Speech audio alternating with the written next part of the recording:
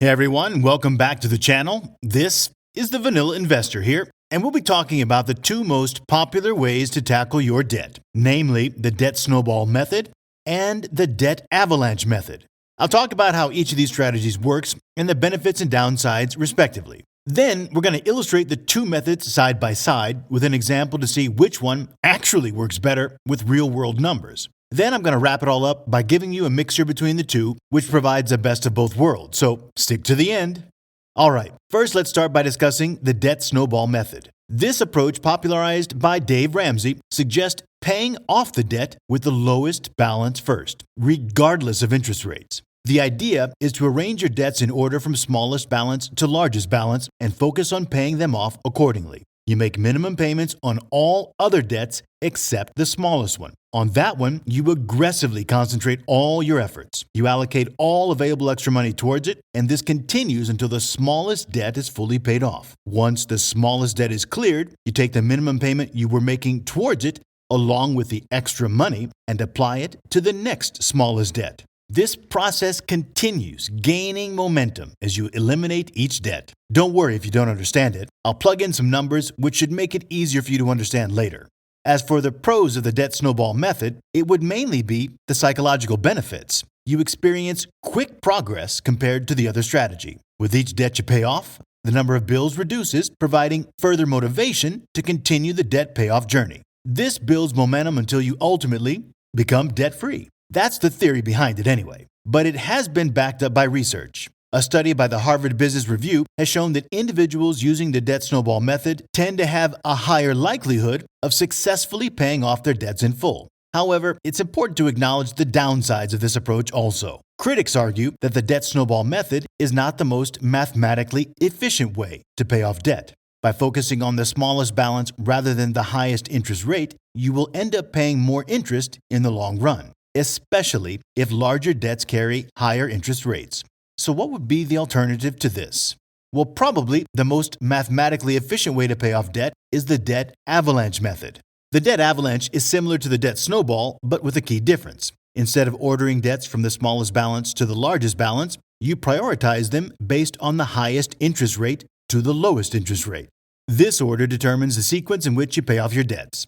The primary advantage of the debt avalanche method is its ability to save you money in the long run. By tackling debts with higher interest rates first, you reduce the overall interest you'll pay over time. With a larger portion of your payments going toward reducing the principal balance, you can clear your debts quicker. However, it's important to acknowledge the potential downsides of the debt avalanche method. Unlike the debt snowball, the debt avalanche doesn't consider the psychological aspect of paying off your debt. The motivation that comes from quickly eliminating smaller debts may be absent in this approach. Additionally, the previous study I mentioned suggests that individuals using the debt snowball method tend to make more progress in paying off their overall debt over the long term. Alright, let's walk through an example to illustrate how the debt snowball and debt avalanche strategies work. We're going to follow the journeys of two individuals, Greg and Grace, as they tackle their debts. Now, Greg is going to be using the debt snowball method, while Grace is going to use the debt avalanche method. To keep things simple, we'll assume they have identical incomes, taxes, expenses, and debt amounts. For simplicity, we'll consider three debts: a $30,000 credit card balance, $20,000 in student loans, and a $10,000 car loan. The interest rates for both individuals are 17% for the credit card, 5% for the student loans, and 3% for the car loan. The minimum monthly payments for Greg and Grace are as follows: $800 for the credit card, $350 for the student loans, and $200 for the car loan. We're going to assume that after deducting their expenses and taxes, they will have $1,000 remaining each month after making the three minimum debt payments. The reason I structured the example this way is to highlight the significant difference between the debt snowball and debt avalanche methods. By setting the credit card balance as the highest interest rate and largest debt, we can observe the contrasting outcomes between the two strategies. Okay, let's start with Greg's debt repayment journey using the debt snowball method.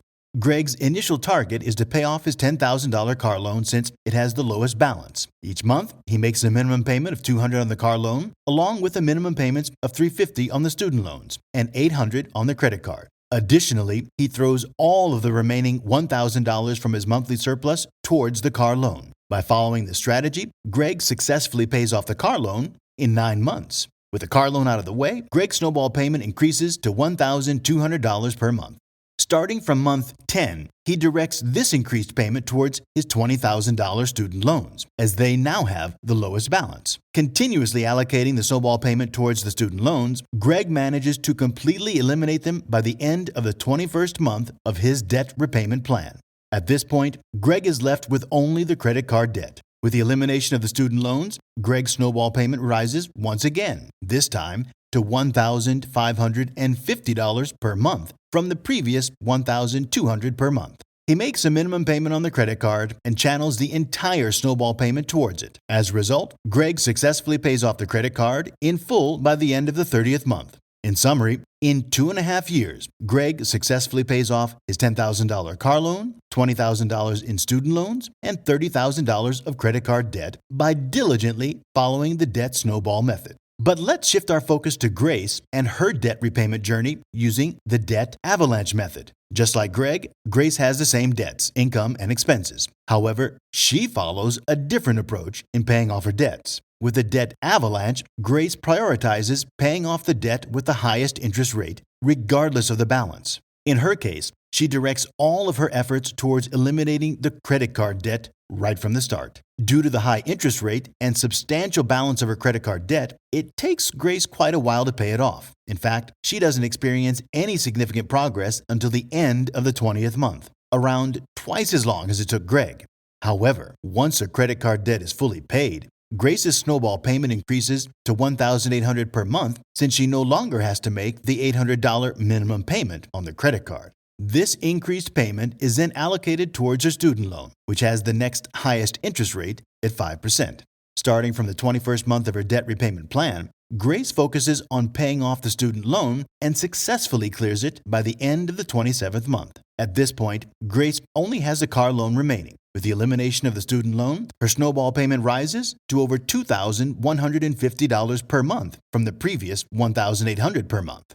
Grace can now allocate this increased payment resulting from the $350 she no longer has to pay for her student loans towards the car loan. As a result, she pays off the $10,000 car loan relatively quickly. By the end of the 29th month, Grace becomes debt-free, accomplishing the same debt payoff as Greg, but 1 month quicker. One significant advantage for Grace is the difference in interest payments between the two methods. With a debt avalanche, she tackled the highest interest credit card debt right away, resulting in significantly lower interest payments. Over her 29 months of debt repayment, Grace pays approximately $6,600 in interest. In contrast, Greg, following the debt snowball method, accumulated interest payments of over $10,300 over a 30-month period due to leaving the credit card debt until the end. When comparing the debt snowball and debt avalanche methods, it becomes pretty clear that the debt avalanche is the faster option for getting out of debt, as long as you remain committed to it.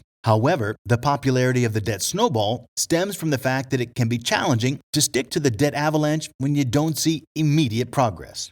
Grace, for instance, didn't pay off her first debt until 20 months into her repayment plan, which can feel like a long time without substantial results. Choosing the right debt repayment strategy for you ultimately depends on understanding your own motivations and how you handle such situations. What would motivate you more? Number 1, knowing you'll eliminate your debt faster, even if progress isn't immediate, or number 2, experiencing tangible progress and a reduction in incoming bills, even if it means paying slightly more interest in the long run. However, as I said at the start of the video, I would like to present a third option, which is a mix of the two methods. If you have more than 5 types of debt, maybe you have 2 credit cards and 2 different car loans.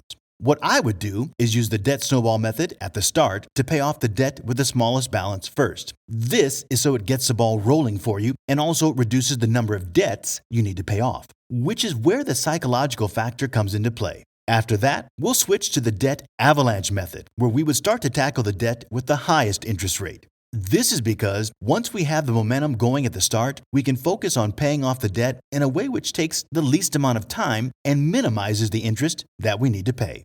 So what do you think? Do you agree or disagree with my proposed method? But if you've learned something new or have another debt repayment strategy you'd like to share, please do comment below. And don't forget to subscribe to the channel, as it helps a ton. Thanks for watching.